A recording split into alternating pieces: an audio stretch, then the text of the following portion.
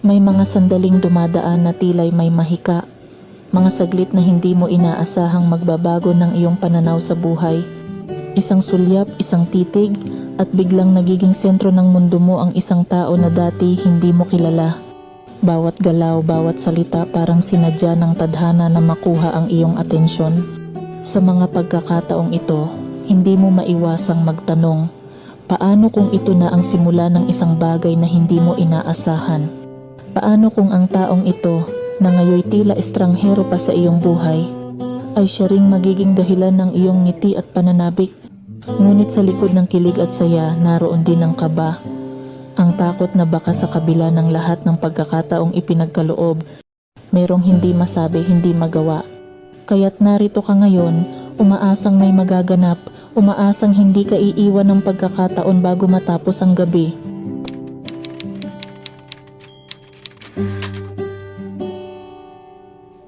Habang nakikipagbanggaan ng tingin sa hangin, sa bawat segundo'y pinipilit kitang maging akin.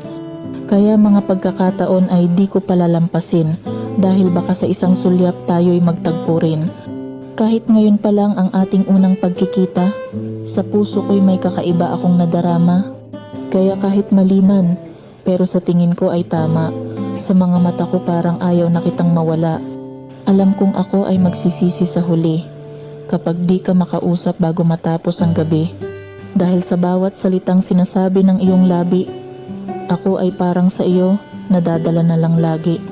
Ngayon tila nakapako na ang puso sa sakit, dahil kahit pinapakitang matapang ang loob, ang totoo'y nababalutan ng lamig at ng takot, ang kaluluwa at ang damdaming nahulog. Nagtatanong na lamang ng sagot sa isip, kailan ka pa dito madalas mapadpad? Saan ka ba galing at ngayon ka lang nahanap? Ano ba ang pangalan mo, aking pinapangarap? Gusto kong malaman ang mga bagay na totoo. Lahat papakinggan ko basta mula sa'yo. Huwag kang maglilihim, tatanggapin ko ng buo. Ano mang klase o uri ang iyong pagkatao. At baka kasi sakaling tayo ay magtagpo. Sa mga paborito at mga ayaw ay magkapareho. Pati sa mga bagay na magpapangiti sa'yo, malay mo baka sakaling tugma tayo ng gusto.